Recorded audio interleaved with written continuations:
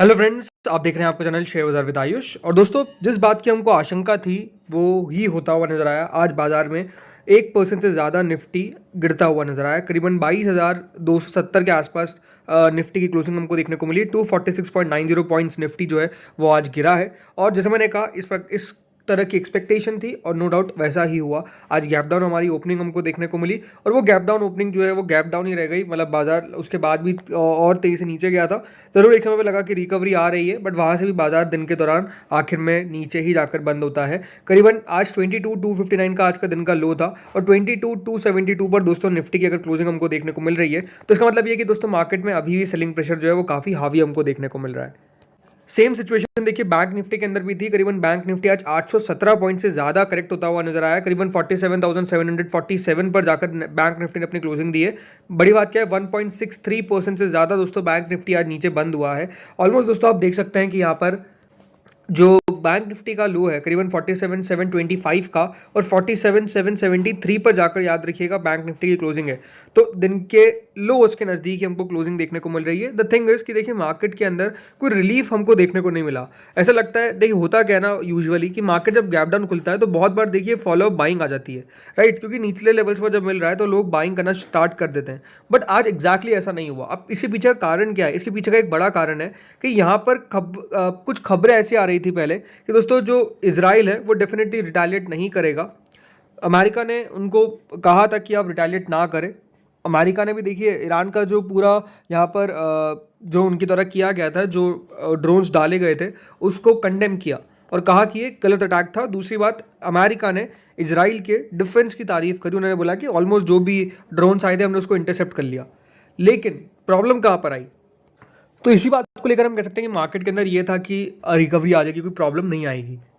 लेकिन उसके बाद कौन सी खबरें आने लगी? उसके बाद ये खबरें आने लगी कि इजराइल जो है वो डेफिनेटली वॉर नहीं, बेसिकली हम कह सकते हैं कि यहाँ पर रिटालिएट करने की बात कर रहा है और कह रहा है कि हम इसका जवाबी कार्रवाई करेंगे। अब ये बात देखिए बहुत इंपॉर्टेंट है, बिकॉज मार्केट को लग रहा था कि यहाँ पर जवाबी कार्रवाई जो है वो नहीं की जाएगी। लेकिन अब क्या हुआ है? Israeli war cabinet to meet again to consider response to Iran attack. और अकॉर्डिंग टू सोर्सेज ये कहा जा रहा है कि इजराइल दोस्तों यहाँ पर ऑलमोस्ट जो उनकी कैबिनेट है वो इस पक्ष में है कि उनको रिटालिएशन करना चाहिए और रिस्पॉन्स देना चाहिए जो ईरान ने उनके ऊपर अटैक किया था।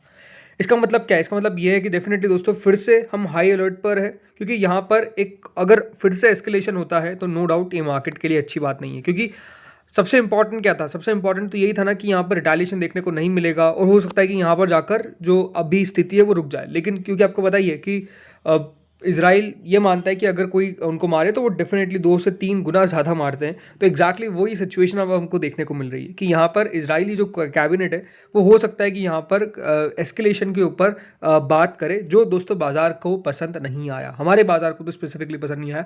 इसीलिए एक जोक भी देखा जाया था कि ईरान की मिसाइल ज़रूर पड़ी है, लेकिन कहाँ पर वो पड़ी है? आज भारतीय शेयर बाजार के पोर्टफोलियो में, लोगों के पोर्टफोलियो के अंदर। तो अपने आप में देखिए ज़रूर हम कह सकते हैं कि मार्केट को वॉर पसंद नहीं है, ये आप सबको पता है। जो एग्जैक्टली आज आपने देखा बाजार में इसी प्रकार की गिरावट के पीछे का कारण था।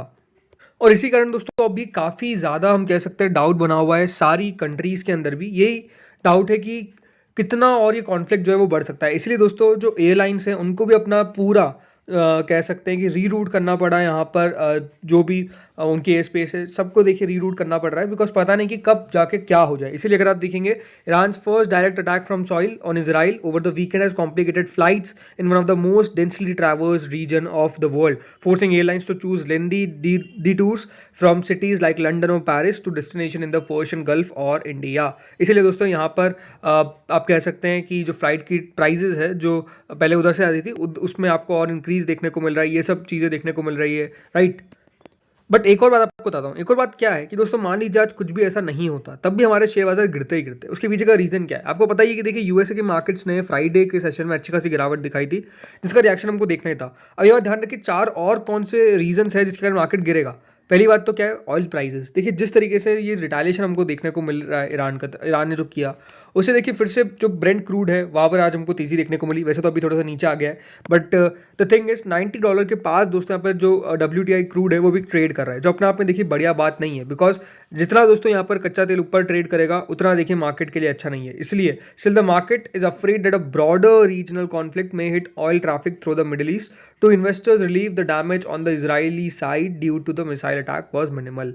तो ये आप देख सकते हैं कि यहाँ पर जो प्रॉब्लम है वो यही है कि कितना कच्चा तेल और अब दोस्तों बढ़ता हुआ नजर आ सकता है, ये एक सबसे बड़ा इशू जो है वो बेसिकली आपको बनता हुआ नजर आएगा।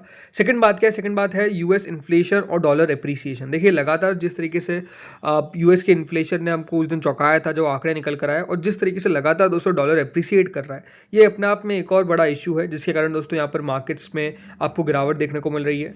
अगर आप देखेंगे however unless geopolitical tensions flare up significantly leading to sustain high oil prices, we do not think this is start of sustained downturn in the stock market. In the stocks, there are three reasons for this. First, stock in the past have tended to look through regional geopolitical tensions beyond initial knee-jerk moves lower.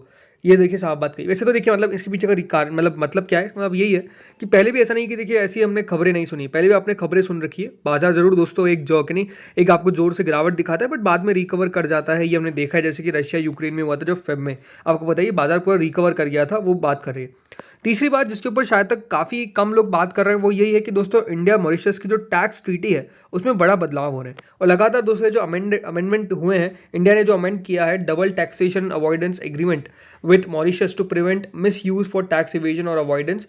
The amended pact has included the principal purpose test यानी PPT, जिसका मतलब क्या है, जिसका मतलब यही है कि किसी को भी टैक्स बेनिफिट नहीं होगा, राइट, किसी को भी condition that tax benefits under a treaty will not be applicable अगर जो प्रिंसिपल पर्पस है वो यही है कि इनको जो ट्रांजैक्शन या फिर एग्रीमेंट है उससे टैक्स बचाना है, तो उसको कोई भी फायदा होता हुआ नजर नहीं आएगा। ये खबर निकल कर आ रही है, इसी कारण भी दोस्तों काफ़ी जो मैनेजर्स हैं वो अपना जो पूरा पोर्टफोलियो उसको मैनेज कर रहे हैं, इस तरीके की खबर है। और आखिरी रीज़न हम कह सकते हैं लोकसभा का इलेक्शंस, क्योंकि नो डाउट देखिए इस हफ्ते से फर्स्ट आपको फेज इलेक्शन का स्टार्ट होता हुआ देखने को मिलेगा 19 अप्रैल से 1 जून तक, यानी फर्स्ट फेज ऑफ इलेक्शन दोस्तों स्टार्ट होने वाले, तो नो डाउट अगले 44 डेज इलेक्शंस का आपको देखने को मिलेंगे, बाजार इलेक्शन मोड में रहेगा ही रहेगा। तो लेट्स सी क्या होता है। कौन से शेयर्स पे दोस्तों आपको नजर रखनी है, पहला तो है देखिए अडानी पोर्ट। अडानी पोर्ट क्यों, बिकॉज आपको बताइए हाइफा पोर्ट इनका इजराइल के अंदर है। आज दोस्तों अडानी पोर्ट 2% नीचे खुला, गैप डाउन खुला, और गैप डाउन ही रहता हुआ नजर आ गया। कोई रिकवरी यहाँ पर हमको देखने को नहीं मिली, बिकॉज सिचुएशन जो है वो टेंस है अभी भी। कहाँ पर आप कह सकते हैं यहाँ पर इजराइल और ईरान के बीच में। हमको क्या देखना है कि आज क्या देखिए इनकी कैबिनेट मीटिंग का फैसला निकल के आता है। अगर देखिए वहाँ पर कुछ बड़ा कदम नहीं लिया गया तो आप मान के चलिए कि कल बाजार जो है वो गैप अप खुलेंगे। क्या खुलेंगे? Gap up. लेकिन अगर दोस्तों की तरफ से जो फैसला है वो ये कर दिया गया कि नहीं वो रिटेलिएशन करेंगे, एस्केलेशन करेंगे, इसका मतलब कल ध्यान रखिए बाजार जो है वो गैप डाउन खुलेगा। तो बाजार के लिए कल एक इंपॉर्टेंट पॉइंट क्या रहेगा, वो ये रहेगा कि इजराइल का फैसला क्या रहता है, वो देखिए बाजार को डर है। वैसे तो देखिए बहुत इंटरेस्टिंग बात है, कल इजराइल के मार्केट्स को कुछ नहीं हुआ, लेकिन हमारे बाजार दोस्तों आज गिर गए। ये बात ध्यान रखिएगा, टाइम डिफरेंस के कारण और अलग अलग पॉइंट होता है। बट द थिंग इज कि यहाँ पर हमारे मार्केट्स में इतना इशू क्यों है, बिकॉज देखिए हम ऑयल के नेट इंपोर्टर है, हम एक्सपोर्ट नहीं करते हैं ऑयल, हम इंपोर्ट करते हैं ऑयल, राइट। तो ये बात ध्यान रखिए, हमारे लिए टेंशन इसी बात की कि कच्चा तेल पे बड़ा असर पड़ जाएगा। इसीलिए देखिए कच्चे तेल से रिलेटेड कंपनी कौन है? Paints company, specifically Asian paints. वैसे तो देखिए आज कह सकते हैं रिकवर कर गया, गैप डाउन खुला था, बट उसके बाद दोस्तों रिकवरी हमको देखने को मिली, और दिन के दौरान ये कह सकते हैं कि मजबूत होता हुआ गया। 2853 का आज का हाई था, 2841 पर क्लोजिंग देखने को मिली है। बट ये बात ध्यान रखिए, अगर ऑयल प्राइजेस जो ब्रेंट क्रूड अभी $89.82 चल रहा है, अगर दोस्तों ये $100 के पास पहुंच गया तो ये बात ध्यान रखिएगा, ये सब शेयर्स के अंदर भारी गिरावट देखने को मिलेगी, बल्कि पूरे शेयर बाजार में भारी गिरावट देखने को मिलेगी। तो हमको कच्चा तेल देखना है। अगर मैं बात करता हूँ WTI क्रूड की, तो ऑलमोस्ट देखिए $85 के आसपास अभी चल रहा है, राइट। तो अभी तो गिरावट हमको देखने को मिली है, बट हमको ये देखना कि और यहाँ पर कितनी गिरावट देखने को मिल सकती है, या फिर तेज़ी से आपको ये जो पूरे कच्चा तेल है वो बढ़ता हुआ नजर आएगा, ये देखने वाली बात होगी। वैसे आप अगर आज गोल्ड देखेंगे तो गोल्ड वैसे आज थोड़ा सा नीचे आता हुआ नजर आया। ये अच्छी बात है कि देखिए सोने के अंदर भी हमको थोड़ा सा गिरावट आती हुई नजर आई है, क्योंकि देखिए ये बात ध्यान रखिए, लोग जब भी ऐसी प्रॉब्लम आती है तो सेफर बेट्स पे ज़्यादा यहाँ पर फोकस करते हैं, ना कि जहाँ पर रिस्कियर एसेट है। रिस्कियर एसेट क्या है? रिस्कियर एसेट है दोस्तों इक्विटी, और सेफर एसेट क्या है? सेफर एसेट है दोस्तों यहाँ पर गोल्ड, राइट। प्रीशियस मेटल्स, ये सब दोस्तों सेफ हेवन होते हैं। तो इधर हमको यही देखना है कि यहाँ पर कि गोल्ड कितना आपको उबाल मारता नजर आता है, क्या 80,000 के पास जा सकता है, ये देखने वाली बात हमको होगी, मतलब इंटरेस्टिंग बात होगी। तो यही कुछ चीज़ें हैं जिनके ऊपर दोस्तों आपको ध्यान रखना है। इस वीडियो में इतना ही था। अब हम देखते हैं क्या, देखिए फैसला निकल कर आता है, उसके ऊपर अलग से वीडियो आ जाएगा, इसमें हम बात करेंगे। इस वीडियो में इतना ही था, लेकिन आप लोगों को क्या लगता है कि बाजार कितना और नीचे जा सकता है? वैसे अगर मैं बात करता हूँ, एक बार आपको दिखा देता हूँ नेस्डेक फ्यूचर्स भी। तो अच्छी बात क्या कि नेस्डेक फ्यूचर्स अभी दोस्तों 18,278 पर ट्रेड कर रहे हैं, 98.75 पॉइंट्स ऊपर है, राइट। तो अभी नेस्डेक फ्यूचर्स में उस प्रकार का कोई फॉल देखने को नहीं मिल रहा है, एक रिकवरी की चांसेस दिख रहे हैं, बट लेट्स सी होता क्या है। तो दोस्तों इस वीडियो में इतना ही था। अच्छा लगा हो तो लाइक कर देना, चैनल से पहली बार जुड़े सब्सक्राइब कर देना। Thank you friends watching this video.